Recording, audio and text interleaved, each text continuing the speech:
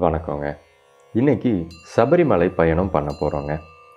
என்னடா சாமியா சயின்ஸான்னு கேட்டால் சயின்ஸ் தான் நம்புவேன் அப்படின்னு சொல்கிற ஆள் இப்போ சாமியை பற்றி பேசுகிறானே அப்படின்னு யோசிக்கிறீங்களா? உங்கள் யோசனை சரிதானுங்க. நம்ம சாமி ஏன் கும்பிடுறோம்? எல்லா விஷயத்தையும் நம்ம மனசில் வச்சுக்க முடியாது. யாராச்சும் கிட்ட சொல்லணும். அப்போ தான் ஒரு நிம்மதியும் தெளிவும் கிடைக்குங்க. அதுக்கு நம்ம பண்ணுற அட்டகாசங்களை எல்லாத்தையும் கேட்டுட்டு எதுவுமே சொல்லாமல் அமைதியாக இருக்கிற மாதிரியான ஒரு நம்பிக்கையான ஆள் வேணும். அப்படி ஒரு ஆள் நம்ம செஞ்சாதான் உண்டுங்க. அப்படி நம்ம முன்னோர்கள் செஞ்சு செதுக்கி வச்ச ஆளுக தான் சாமிகள். நீங்கள் திட்டலாம், அடிக்கலாம், கொஞ்சலாம், கெஞ்சலாம், பகிர்ந்துக்கலாம், பாதுகாப்பும் கேட்கலாங்க. எனக்கும் அப்படி ஒரு ஆள் இருக்காங்க. அவன் தான் என் நண்பன் ஐயப்பன். ஏன் எல்லாரையும் போக விட மாட்டுறாங்க அப்படிங்கிறத வேற ஒரு வீடியோவில் பார்க்கலாங்க.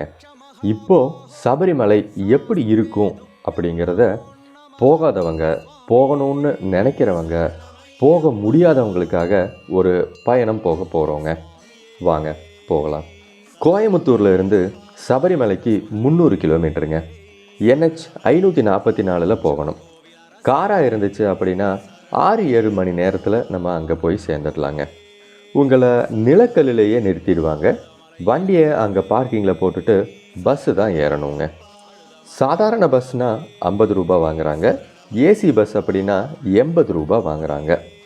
ஒரு 20 நிமிஷத்தில் நீங்கள் பம்பை போயிடலாம். இப்போது பம்பை ரொம்பவே மாறிடுச்சுங்க. நிறைய கழிப்பறைகள் சுத்தமாகவும் இருக்குங்க. 2018 ஆகஸ்டில் பெஞ்ச மழை வெள்ளத்தில் முழுசும் சேதமடைஞ்ச நதிக்கரைகளை இன்னும் சீர் செஞ்சுட்டு தான் இருக்காங்கங்க.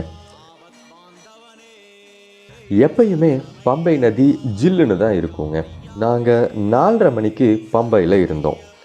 காலை கடனெல்லாம் முடிச்சுட்டு பம்பையில் குளிச்சுட்டு கிளம்பியாச்சுங்க. இதுதான் தொடக்கங்க. ஒரு 50 படி ஏறி மேலே போனால் கணபதி கோவிலுங்க. பெரியவங்க குழந்தைகன்னு வேறுபாடு எதுவுமே இல்லாமல் எல்லாருமே வருவாங்க. இங்கே ஒரு எரி தேங்காய் உடைச்சிட்டு கணபதிக்கு ஒரு அட்டெண்டன்ஸ் போட்டுட்டு அப்படியே கிளம்பணுங்க. இங்கே இருந்து நடந்தால் பாஸ் செக் பண்ணுற இடம். அதை தாண்டினா நம்மளை பூங்காவனம் வரவேற்குமாங்க. முதல்ல நம்ம பார்க்குறது நீலிமலை ஆரம்பம். இங்கே படி தான் இருக்குங்க, ஏறிடலாம்.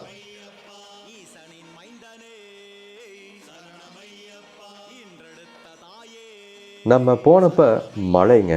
இயற்கை அவ்வளவு அழகாக இருந்துச்சுங்க.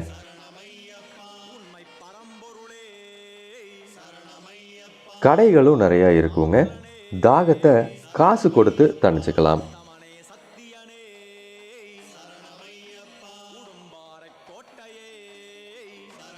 இது முக்கியமான இந்த இடத்துல அவசியமான ஒரு இடங்க. Cardiology centre. மலை மேலே ஆக்சிஜன் கம்மியாக இருக்கிறதால சில பேருக்கு மூச்சு திணறல் ஏற்படலாம், மயக்கம் வர்றதுக்கும் வாய்ப்பு இருக்குங்க. அதனால் வழி நெடுக்கவே நிறைய இடத்துல மருத்துவ மையங்கள் வச்சுருக்காங்க. இதோட நீலிமலை முடிஞ்சுதுங்க. கேரளாவுக்கே உரித்தான மூலிகை தண்ணீர். காசு கொடுக்காம சுட சுட தாகம் தீர்த்துக்கலாம். அடுத்தது கூடாரத்துக்குள்ளேயே நடக்கணும். இங்கே படி இல்லைங்க, ஆனால் சிமெண்ட் தர தான் போட்டிருப்பாங்க. ஆக்சிஜன் பார்லர் இங்கேயும் இருக்குங்க.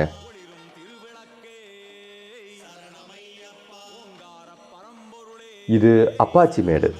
பார்த்தாலே தெரியுது இல்லைங்களா?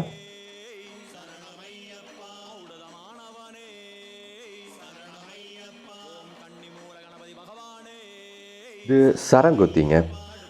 தடவையாக வர்றவங்களை கன்னிசாமின்னு சொல்லுவோம். கன்னிசாமிக எவ்வளோ பேர் வராங்க அப்படின்னு பார்க்கறதுக்காக ஒரு குச்சி வாங்கி இங்கே குத்தி வைப்பாங்க. இதை தாண்டினா சபரி பீடம்.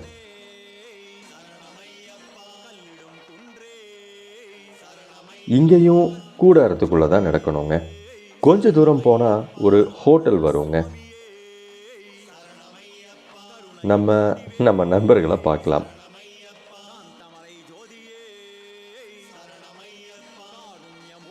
பக்கம் வந்துட்டோங்க. இன்னும் 700 மீட்டர் தான் இருக்கு. நிறைய ஈகோ ஃப்ரெண்ட்லி டாய்லெட்ஸ் இங்கே வச்சுருந்தாங்க. சில குரங்குகள் பண்ண வேண்டாம் அப்படின்னு சொல்கிறதையும் தாண்டி சேட்டை பண்ணிட்டு இருந்தாங்க. இதோ வந்துட்டோம். இங்கே மேலே தெரியறது யானை பாதைன்னு சொல்லுவாங்க. நம்ம நடக்கிற பாதையில் யானைனால நடக்க முடியாதுங்க. அதனால் அதுக்கு ஒரு தனி பாதை. இந்த இறக்கம் இறங்கணும் அப்படின்னா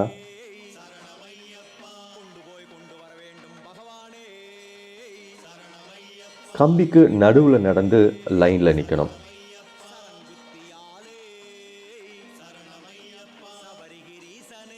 வலதுபுற படியில் ஏறி பார்த்தோம் அப்படின்னா தெரியறது நம்ம நண்பனோட வீடு. நல்லா பார்த்தீங்க அப்படின்னா 18 படியில் ஏறுறவங்களை பார்க்க முடியும். படிக்கு முன்னால் ஒரு எரிகாய் உடைச்சிட்டு படிக்கு கீழே தண்ணி வருங்க. அங்கே காலை கழுவிட்டு சரணம் கூப்பிட்டேவும் படியை தொட்டு கும்பிட்டுட்டே மேலே ஏறுவோங்க. ஏறி இடது பக்கம் இருக்கிற படி மேலே ஏறணும் அப்படின்னா அங்கே ஒரு லைன் நிற்குங்க. இது இனி ஒரு பக்கம் நெய் அபிஷேகத்துக்கு போகிறதுக்காக நிற்கிற லைனுங்க. இதுக்கு மேலே மொபைல் வீடியோ எதுவும் எடுக்கக்கூடாதுங்க. அவ்வளவு நாள் விரதம் இருந்து நடந்து பல கோரிக்கைகளோடு வந்து அந்த ஒரு நிமிஷம் அவனை பார்க்குறப்போ கண்ணும் மனசும் ஐயப்பன் மட்டும்தான் நிறைஞ்சிருப்பாங்க. நம்ம கோரிக்கைகள் எதுவுமே நினப்பு இருக்காதுங்க. அவன் மேலே நெய் ஊற்றி அது வழியறப்போ நம்ம கண்ணுலையும் தண்ணி வழியோங்க. அது ஏன் அப்படின்னு இது வரைக்கும் எனக்கு தெரியலைங்க. பார்த்துட்டே வெளியே வந்தால் கன்னிமூல கணபதி இருப்பாங்க. இது சந்நிதியோட பின்பக்கம். கொஞ்ச நேரம் நின்று பார்க்கலாமுங்க.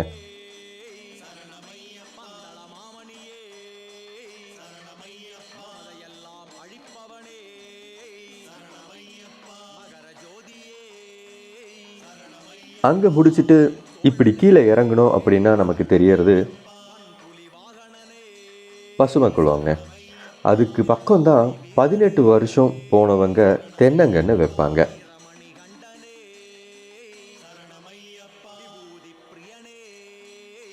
இதோ இதுதான் நெய் அபிஷேக லைன். இருமுடி இல்லாமல் ஐயப்பனை மறுபடியும் இந்த வழியில் போய் பார்க்கலாங்க. எல்லாமே முடிச்சுட்டு பிரசாதம் வாங்குறதுக்கு மறுபடியும் லைனில் நிற்கணுங்க. ஏடிஎம் கார்டு வச்சு வாங்கணும் அப்படின்னா தனியாக ஒரு லைன், காசு கொடுத்து வாங்குறவங்களுக்கு தனியாக ஒரு லைன். எவ்வளோ டப்பா வேணும்னாலும் நீங்கள் வாங்கிக்கலாம். இனி இதே வழியில் இறங்கலாமுங்க. நாங்கள் போயிட்டு வர்ற வரைக்கும் மழை இல்லைங்க. பம்பை அடைஞ்சதுமே சரியான மழைங்க.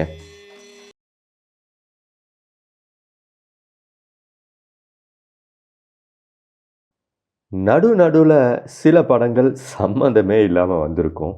என்னோட ஃபோட்டோ எடுக்கிற திறமையை எங்கே காட்டுறதுன்னு தெரியாமல் காட்டின இடங்கள்ங்க. அதெல்லாம் கண்டுக்காதீங்க.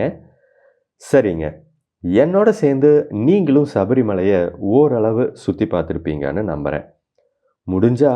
முடிஞ்சப்ப போயிட்டு வாங்க. ஒரு மன நிம்மதியும் புத்துணர்ச்சியும் கண்டிப்பாக கிடைக்குங்க. உங்களோட எனக்கான நேரத்துக்கு நன்றி சொல்லி உங்களோட கருத்துக்களை கமெண்ட்ஸில் போடுங்க அப்படின்னு கேட்டுக்கிறது என்றும் அன்புடன் நான் உங்கள் சாணக்கியன்.